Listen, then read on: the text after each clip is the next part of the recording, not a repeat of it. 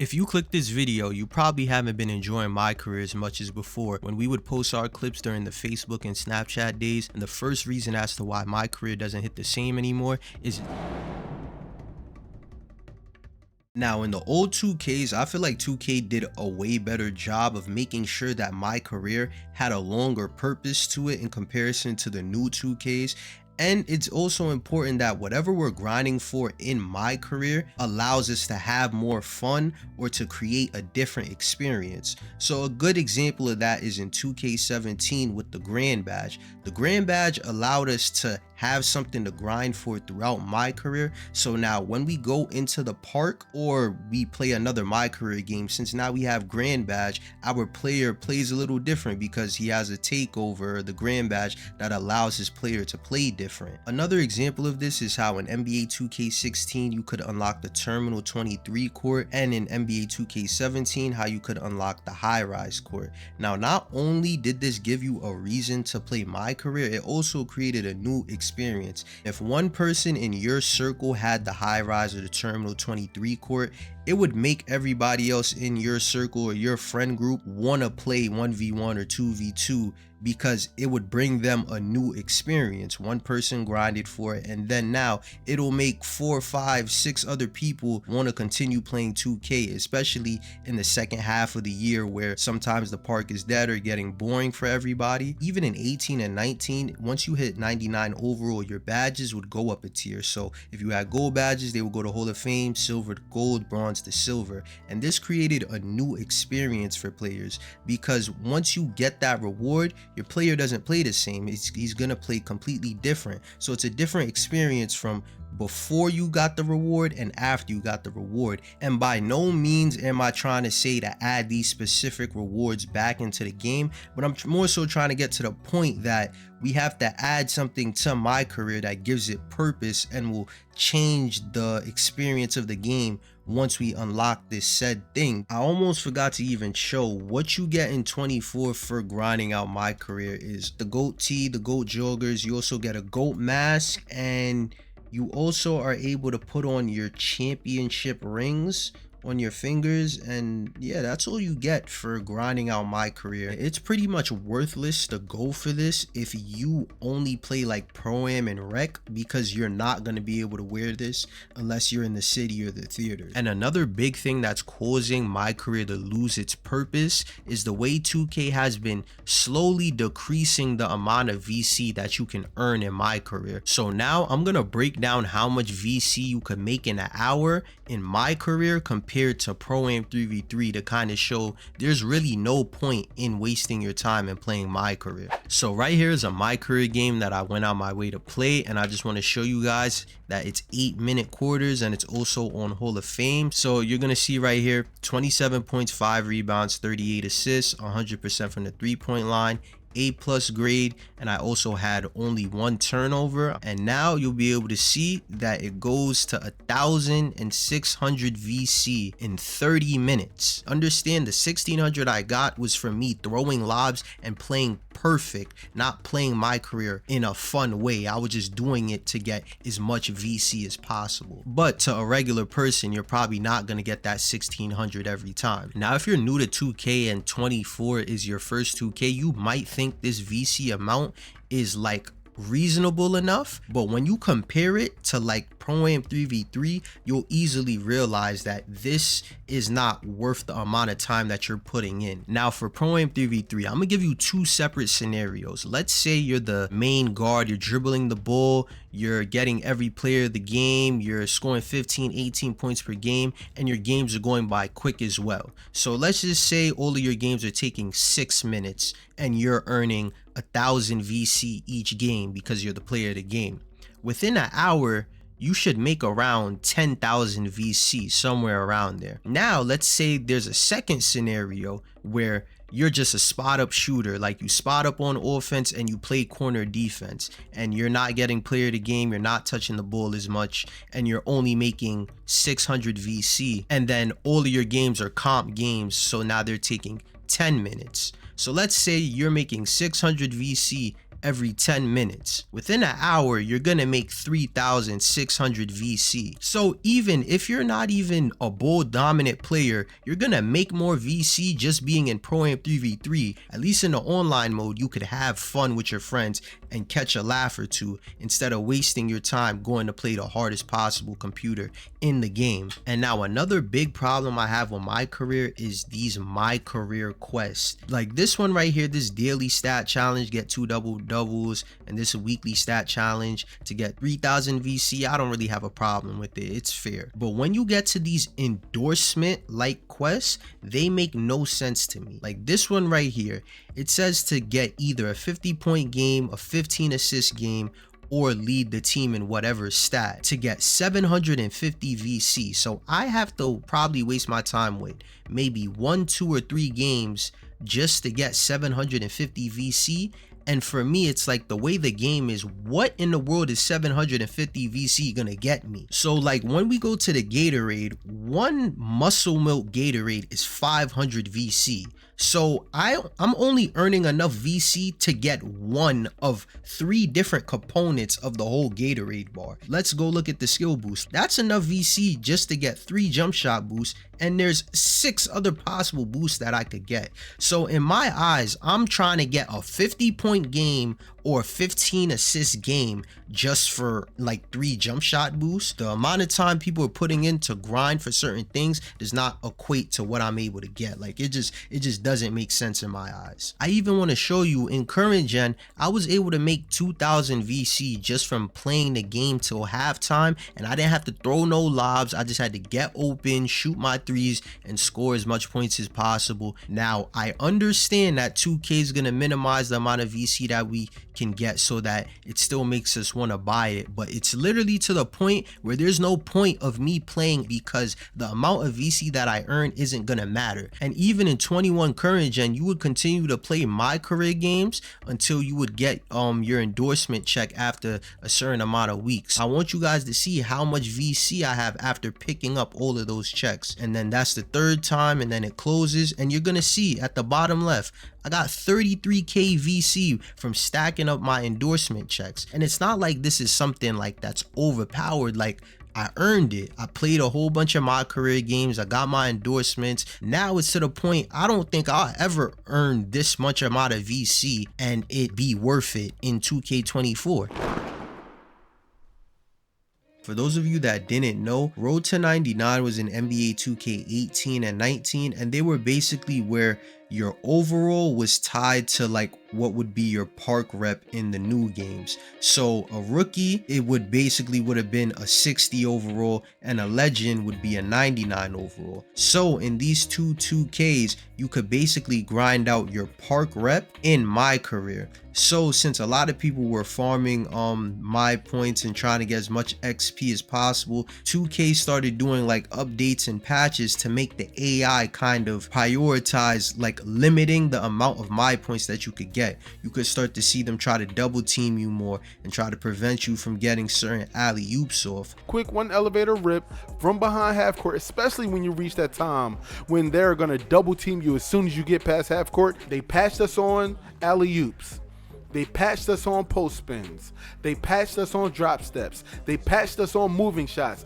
They patched us on just about everything. But now the problem with this is that the Road to 99 is no longer in the game, but the AI kind of operates in the same exact way, where the AI is more worried about limiting the amount of my points that you could get rather than worrying about actually winning the game. Now I want to use this clip to show you exactly what I mean. Now pay attention to this. The score is 99 to 99. And mind you, when I seen this video, I clicked a random part in the video and stumbled upon this. So you're gonna see he has takeover. He's dribbling. He's gonna try and get past him. Doesn't work. The help's right there. He brings the ball out, and you're gonna see, for whatever reason, the computer comes to double team him and leaves a wide open shooter right here with no like other defender that could go over there to rotate. And this is the point that I'm trying to show. The CPU, they don't care if they win the game or not. All they care about is limiting the amount of points and my points that you could get. They don't care if your teammate has 50 points out of the corner. So this becomes a big problem because the My Career experience just becomes anticlimactic. So overall, the game is going to become boring because I know the CPU is just going to come try and double team, always doing the same thing over and over again. Once I start passing the ball to my teammates and they score 40 or 50 points, we're just going to win by 30, 40 points, and it's not going to be a different experience. Now, if you think the CPU isn't wired to just limit the amount of my points you could make, I'm going to show you examples. Now, you're going to see these first two possessions. I'm going to, just go for a quick little dunk, but pay attention to this second dunk right here that I get. You're going to see when I drive to the basket, pay attention to how the corner drops to my dunk and this wing defender drops to the corner. Even though it doesn't even make sense for this corner defender to drop here because there's already a defender in the paint. So it just goes to show the AI is just wired to help even when it doesn't make sense. So you're going to see right here, I call for an ISO. I'm driving to the lane. And you're going to see this corner defender drops and the wing drops. The corner defender is dropping here even though he can't get there in time to stop me. If anything, it should be the left corner defender to stop me. But they're going to do the same thing, and I just make the obvious pass to the right wing and it's a green. So do you think the CPU is going to stop doing that? Of course not. I blow by the defender, I give a pass to the left wing, it's a green. And now they're down 7, and they're gonna keep doing this. They don't care. They don't care about actually winning the game. They just care about stopping me. Now, some of you might say, oh, if they're helping on me too much, that means I have more of an opportunity to get assists, which would help my points. Well, the thing with my points is that it's alley-oop assists, alley-oop dunks, and flashy assist that gives you the most amount of my points. And just from an experience standpoint, I don't want to sit here and throw a pass to the left wing and the right wing every single possession. Like, it's my career. I want to have fun while I'm playing the game, not making the same obvious pass over and over again. I feel like the solution is to change like the translation of what gives the most my points. So for example, if I get 100 assists, it shouldn't matter as much whether it's alley-oop assists or regular assists. Now, if it's something marginal, like where an alley-oop assist gives you 150 my points and a regular gives you 125 or something small, okay. But it's at a point where it's like, in order to get the most my points, you literally have to cater to just throwing a whole bunch of lobs and playing a sort of meta sort of way. And also, when you pass the ball to the AI, you'll also notice how flawed they are. You're gonna see right here, when I get past the defender, I know they're gonna help the same exact way, so I dot the left wing. But since he's not spaced out correctly or curling up or like getting away from this defender is able to play too, and he takes a contested shot. So for me, it's kind of like I can pass the ball, but when I do pass the ball, you're gonna see how horrid the AI really is. If you think some of the things I showed you were bad, it gets worse.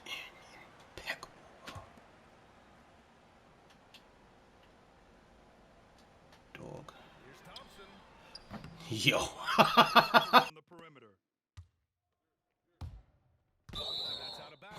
I just can't make this shit up. That's all I'm gonna say.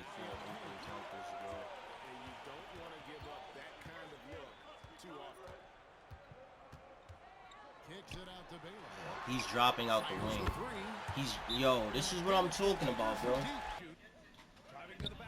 Guess that's not a foul. What the oh, hell no. Why the yo, I just can't with this game, man. Why you stepping, bro, if you're not gonna commit, bro?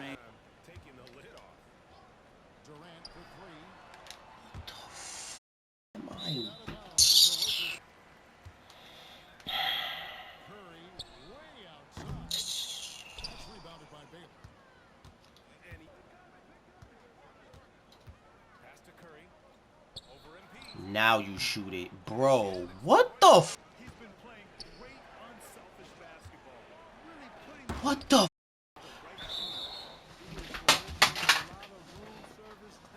dog?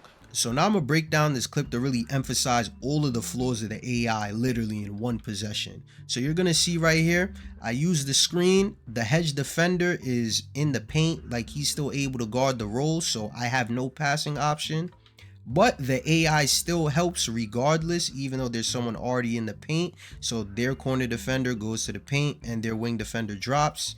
So I make the obvious pass to the wing, and as I make that pass, our corner offensive player curls up, messing up the spacing. So I call for a reset. Now pay attention to this defender right here. For whatever reason, he drops to the paint. So instead of Terrion Prince just standing still at the 3-point line where he's going to be wide open, he cuts into the defense. Now I'm driving. So now I don't have a dunk and I can't pass the ball because he's in the passing lane. But for whatever reason, their corner defender still drops to the paint for no reason, even though it's covered. So I throw the pass to the wide open 3-point shooter. He doesn't shoot the ball and he waits for the defense to get there. And another big issue with the AI is that when you call for a screen, your AI that's setting the screen will end up like slowing down after like the first step and a half. And this causes the defender to be able to catch up. Like you'll be able to see right here, like right when he starts slipping, like when he does the animation where he puts his hand up, like the first step or so will be like fast, but then once he puts his hand down, he just slows down and the defender will be able to catch up. Now for this teammate grade part, I want to show a clip from a video I seen a couple months ago by Naeem 4K. Yeah, make sure to go check out that video. But I just want y'all to listen and I want y'all to see something, y'all. The second clip, look at my grade. I'm at an A- and you see where the green bar is. I use the screen, I throw a lob to LeBron, he gets a dunk. My grade barely goes up. Okay, cool, whatever, right?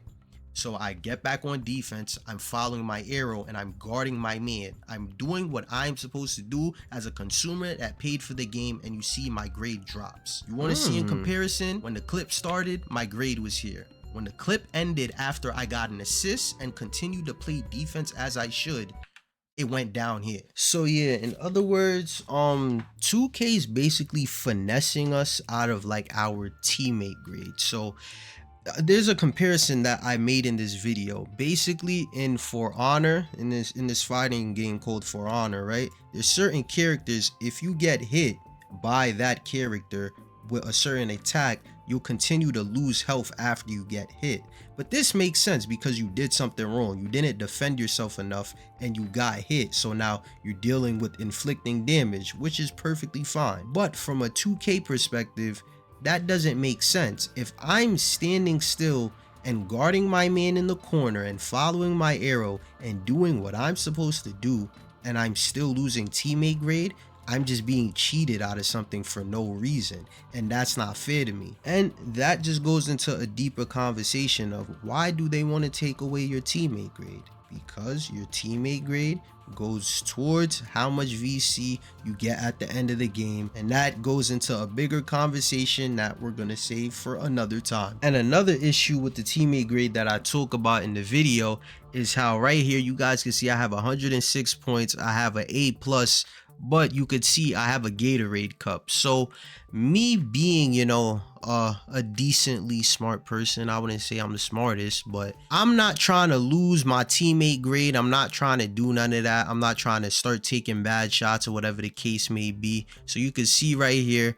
I come off the screen, I end up taking a bad shot, I miss. I'm like, well, this makes no sense. Why would I continue playing? We're up 80 points with 3 minutes left. Like in real life, you would sub out your best player with 3 minutes left so he doesn't get injured. I have a Gatorade cup. What am I staying in the game for? So I go to axe out and sim to end with VC so I can sit on the bench for the rest of the game. And what you guys are going to see, what ends up happening is my grade goes from an A+ all the way down to a B. That is insane to me, bro. So I'm basically being penalized for axing out and simming to the end of the game with VC, but in turn I'ma still end up getting less VC because you guys dropped my grade for subbing out with 3 minutes left. It's just crazy, the twists and turns and the ways 2K will just go out their way to kind of find a way of making you think you're making VC, but really low-key making you lose VC. Like it's just too much, bro. Like it's just way too much. And speaking of the Gatorade, chat, I need y'all to let me know in the comment section. Tell me if I'm bugging, Do y'all not feel like in my career you lose more stamina than in the rec or pro-am? Cause I kid you not, in my career I literally get Gatorade like cups at the bottom right of my player, like right here. This clip, like this game is rookie 5 minutes. Look at the time and you can see where my Gatorade goes from 319 to 42 seconds. And mind you, all I'm doing is coming up the court and shooting mid ranges. I'm not really playing defense.